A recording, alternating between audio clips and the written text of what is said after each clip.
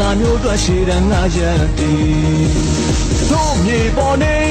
တို့ရေကိုတောင်းတို့မြေအောက်တို့စီဝါတို့သမီးသားတယောက်မကြံစော်ကားအင်းရှင်ပြမအခက်ကိုချိုးသွားကျေးဇူးမထောက်တဲ့လူအတားများတို့ညီကိုတွေတို့မျိုးပေါင်းသားသမီးတွေသည်သစ္စာဒိဋ္ဌံပြုကြမည်သစ္စာဒိဋ္ဌံပြုပါမည်အမျိုးဘာသာသာသနာသစ္စာရှိပါမည်ဘာသာတူရဆိုင်မာသာစေဝယ်ယူပါမည်ဘာသာတူရချင်းမြင်သာပူဇော်၍ပါမည်အမျိုးသားရဲ့တွင်တွေကြလေအနိုးထားတော်တို့မြမတွေအမျိုးသားရဲ့တွင်တွေကြလေအနိုးထားတော်တို့မြမတွေ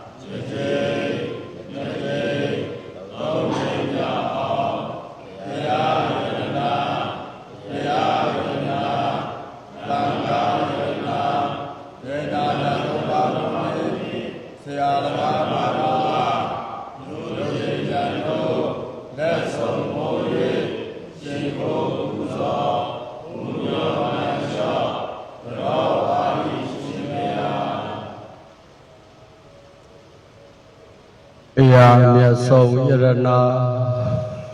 တရားမြတ်ဆုံးယရနာတန်ခါမြတ်ဆုံးယရနာ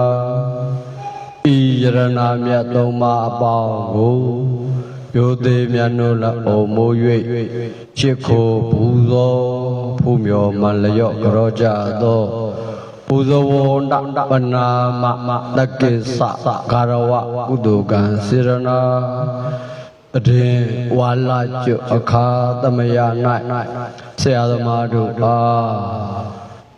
ဒုတိစွာရှိခိုးဥချဂရဝပြုရခြင်းတက္ကိစ္စဂရဝကုတုကံစေရနာလူပွဲဝတ္ထုအစုစုလူတန်းကြခြင်းဒါနာကုတုကံစေရနာဤတို့စေရနာမြတ်မြတ်ကုသိုလ်ဂုဏ်တက္ကတို့ကြောင့်မိမိတို့အလိုမရှိမတောင်းတမနစ်သက်မမြတ်နိုးအပ်သောဘေးခတ်သိရန်ခတ်သိအန္တရာယ်ခတ်သိစင်ရခတ်သိပပျောက်ငြိမ်၍မိမိတို့သည်အလိုရှိရတောင်းတအပ်သောအသက်ရှိခြင်းအစဉ်လှခြင်းချမ်းသာကြီးခြင်းခွာကြီးခြင်းဉာဏ်ပညာကြီးခြင်းဘုံတကူအာနုဘောကြည်ခြင်းစရှိသောကောင်းကျိုးချမ်းသာမင်္ဂလာတရားတို့နှင့်ပြည့်စုံကြကုန်ပြီးလျေပရိယတ္တိသာသနာတိဟုသောကံထဒူရဒါဝပฏิပတ္တိသာသနာတိဟုသောဝိပဿနာဒူရဒါဝဤတာဝနယကိုခြေပြုံးစွာထမ်းဆောင်ကြကုန်လျက်ပฏิဝေဒသာသနာတိဟုသောမတ်ဖို့နိဗ္ဗာန်သို့လွယ်ကူသောအကျင့်လျင်မြန်သောအသိဉာဏ်ဖြင့်ကိုယ်စီကိုယ်ငါထိုးထွင်းသိမြင်နိုင်သောသူတော်ကောင်းသူမြတ်လောင်းဖရာသာတော်သမီးတော်ကိုယ်စီကိုယ်ငါဖြစ်ကြပါစေသော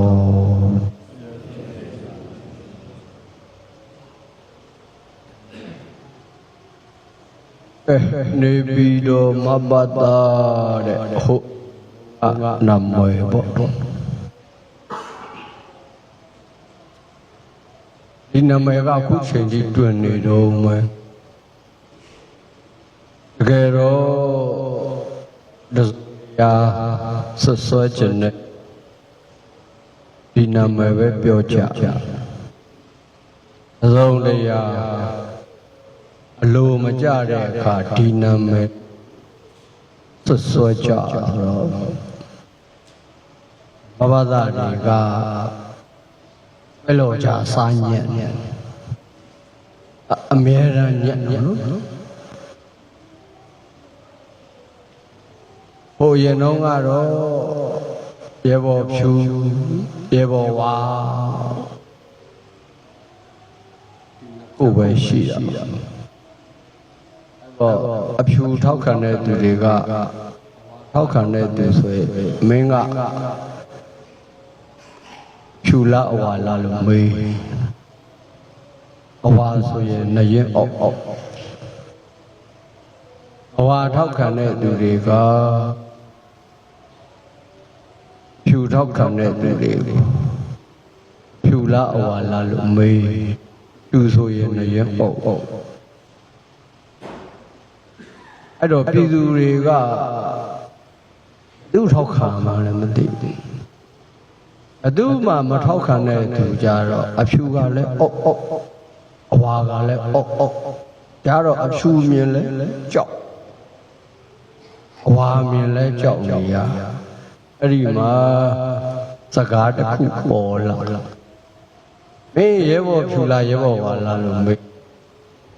ကျွန်တော်ကအဖြူလည်းမဟုတ်ဘူးအဝါလည်းမဟုတ်အပြာပါဆိုတာထွက်ရဲဘော်ဖြူနဲ့ရဲဘော်ဝါပဲရှိတယ်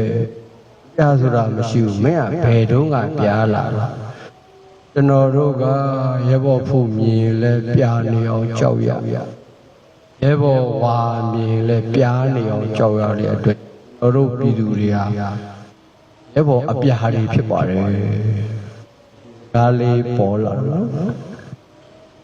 အခုခေတ်ကြတော့လည်းပဲစိတ်ဆိုရင်အသက်ခံ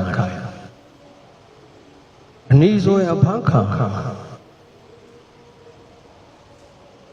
ဝါရီကြတော့အသက်လည်းခံရတယ်အဖမ်းလည်းခံ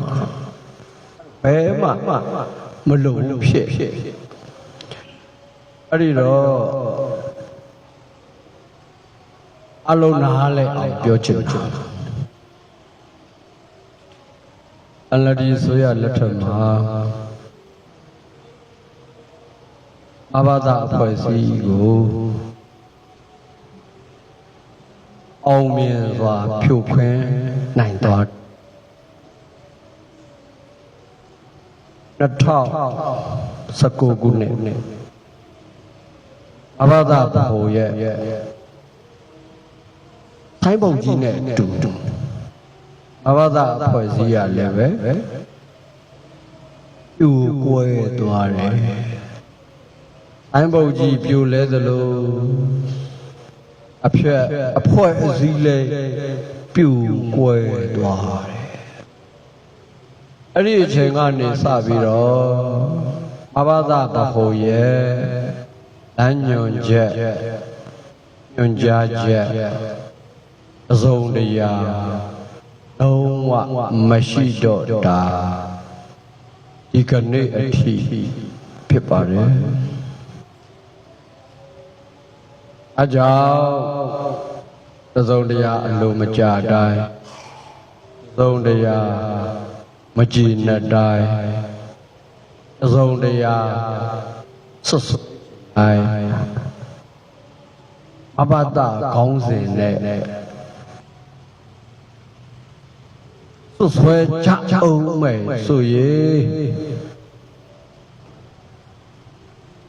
ပြိုလဲသွားတဲ့ဆိုင်းပုံကြီးနဲ့တူပြိုကွဲသွားတဲ့ဟွာဖွဲ့စည်းပုံပြတ်သွားတယ်ဟွာလှုပ်ဆောင်ချက်ဘာမှမရှိတော့တဲ့အဖွဲ့ဝင်တွေကို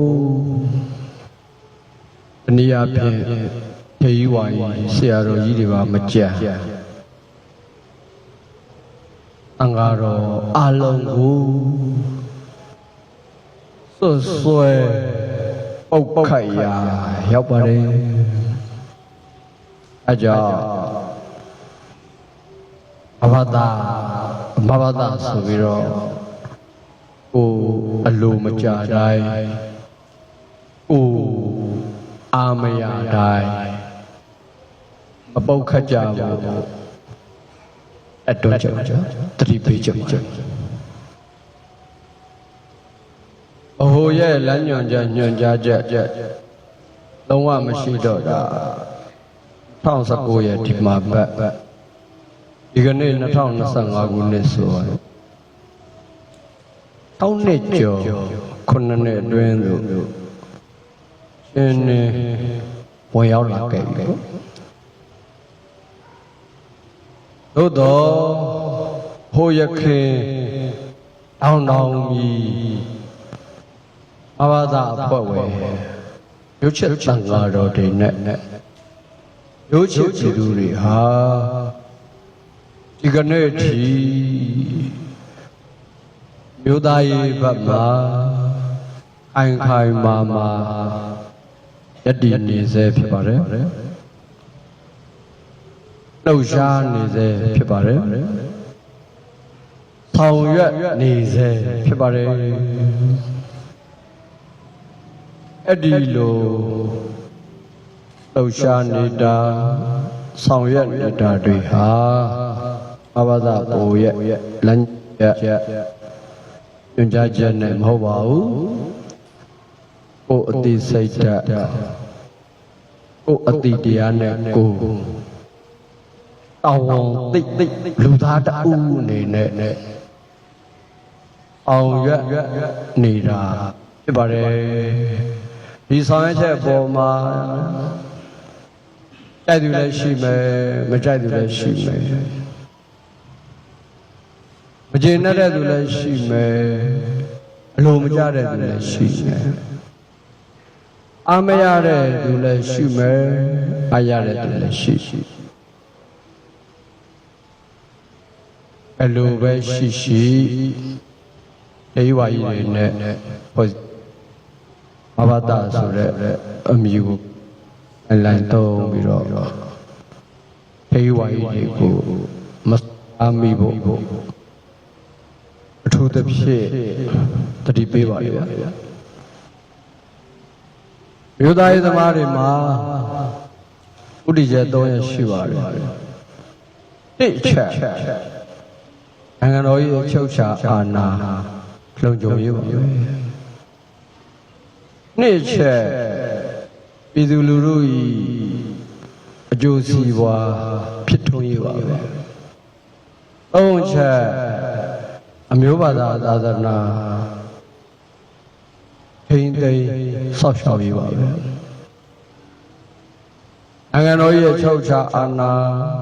လုံခြုံအောင်ကာကွယ်ဆောက်ရှောက်နိုင်တယ်ဘယ်ဆိုရဘယ်အဖွဲ့အစည်းဘယ်ပုဂ္ဂိုလ်မဆိုလူသားရေးသမားတွေရဲ့မဟာမိတ်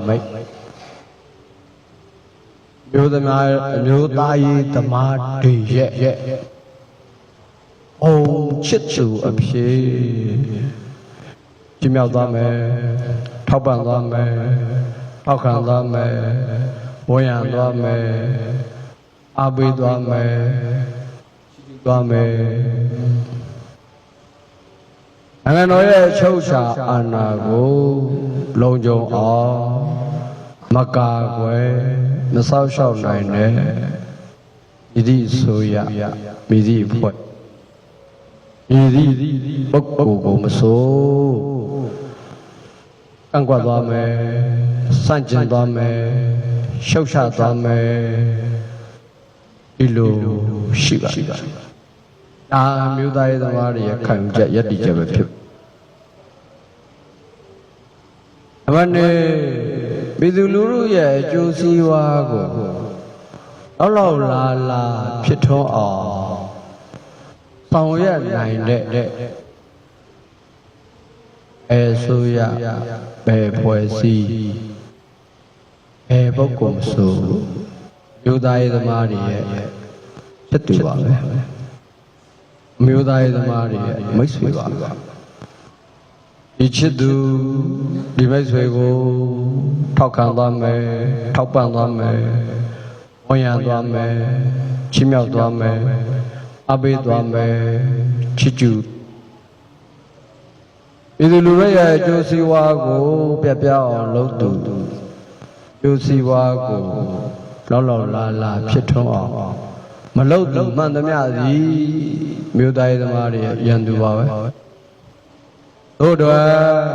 ကန့်ကွက်သွားမယ်စန့်ကျင်သွားမယ်ဖြုတ်ချသွားမယ်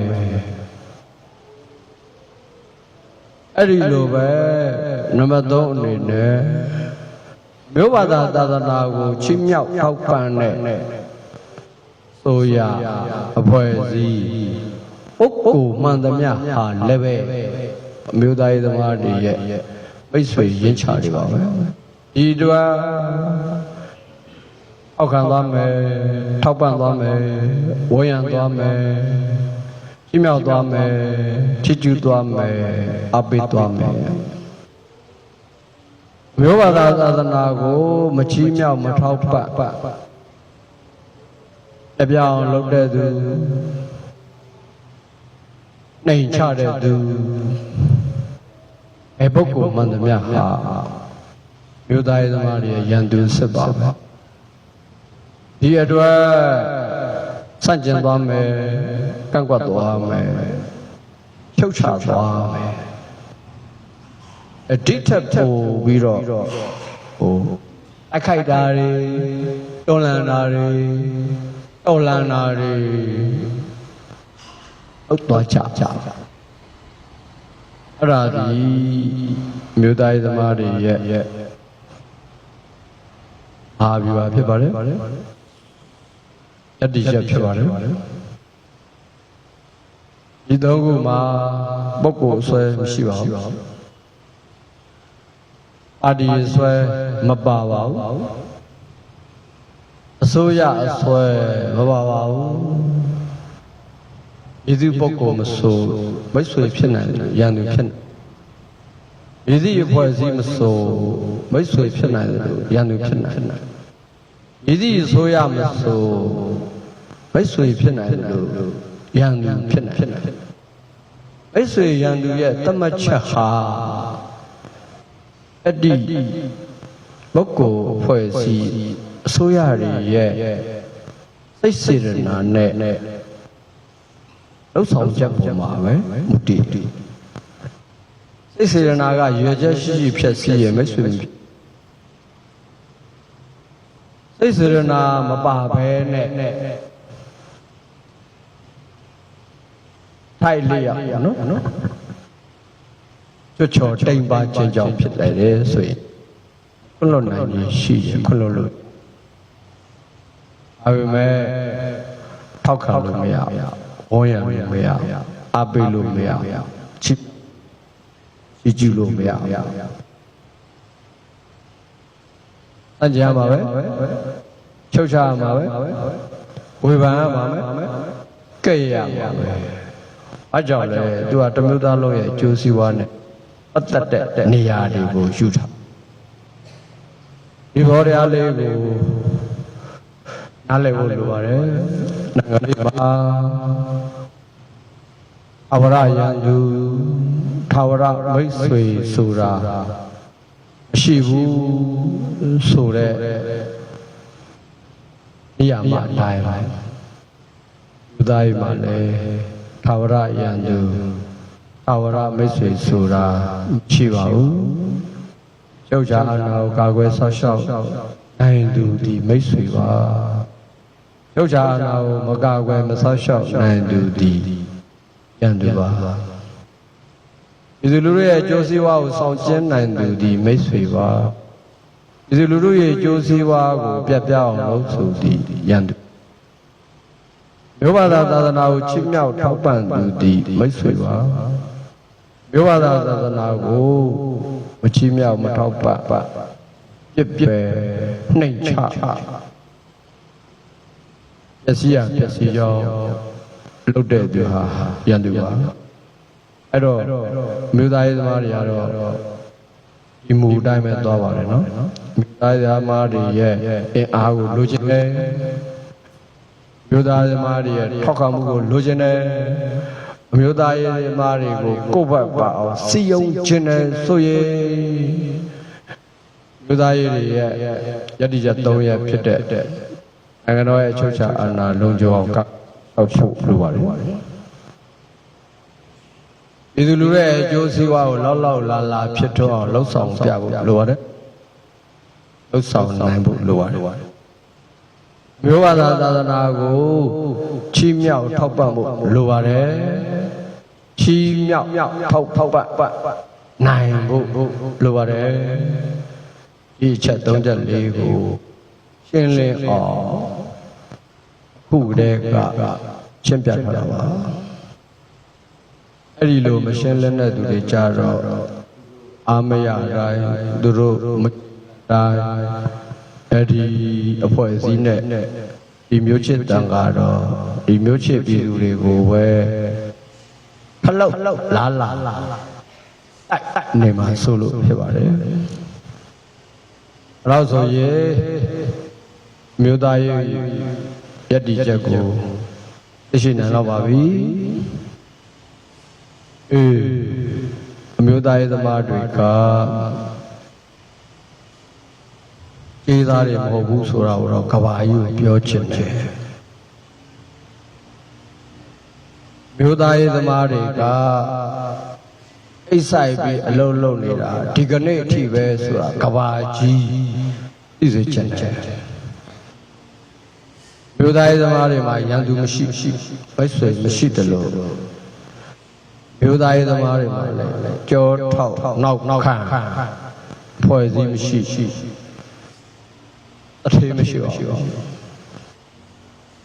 ဘလို့စားကိုစားပြီးဘိုင်းနွားအလကားကြောင်းပြီးတဲ့မျိုးသားရေးသမားတွေဖြစ်ပါတယ်အဲကြောင့်တစုံတရာရဲ့ထောက်ပံ့မှုကိုယူပြီးော်ကားမော်ကားပြုနေတာတွေတန်ကြဖို့တတိပေးပါလေဗျာအလုံးသောပြည်တွင်းပြည်ပမှာရွှေရှိတန်ဃာတော်များနဲ့ရွှေရှိပြည်သူများအားလုံးဝိရအရခတ်သိကငြိမ်ကြပါစေပြီးတော့လူရဆန္ဒပြေပါကြပါစေအခုကြွရောက်ပြီးတော့ကာရဝပြုကြတဲ့ဤတော်များနဲ့မျိုးချစ်ဒီကိုမောင်နှမအားလုံးဝိရခတ်သိကငြိမ်ကြပါစေဆင်းရဲခတ်သိကငြိမ်ကြပါအန္တရာယ်ခတ်သိကငြိမ်ကြပါကြောင်းကြခတ်သိကငြိမ်ကြပါစေ။အိုဤချမ်းသာခြင်းစိတ်ချမ်းသာခြင်းနဲ့ပြည့်စုံကအမျိုးဘာသာသာသနာအကျိုးကိုစထပ်ဖို့တည်ဖို့ဆောင်ရွက်နိုင်ပါစေလို့သုတောင်းဝတ္တနာပြုရဲဩဝါဒကထာကိုညီကုန်းချုပ်အပ်ပါတည်း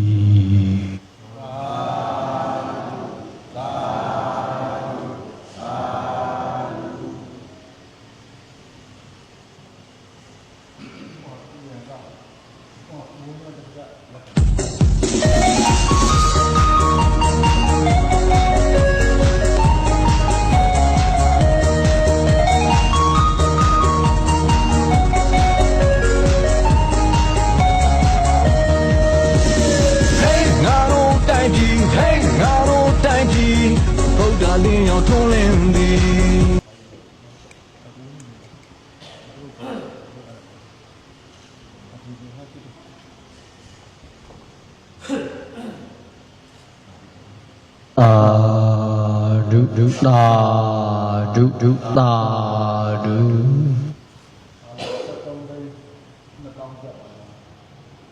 အာရောဂဒုက္ခိတာဟောထသာသဗ္ဗေညာတိပိစေတော်မျိုးတော်များနဲ့အတူအနာရောဂါကျမ်းမာကြပါစေအဝေရာအဘေယဒုက္ခိတာဟောထသာသဗ္ဗေညာတိပိစေတော်မျိုးတော်များနဲ့အတူဘေးခတ်တဲ့ရခတ်တဲ့အန္တရာယ်ခတ်တဲ့ဆင်းရဲခတ်တဲ့ပပျောက်ငြိမ်း၍လူရဆန္ဒပြေဝကြပါစေသာဓုသာဓုသာဓု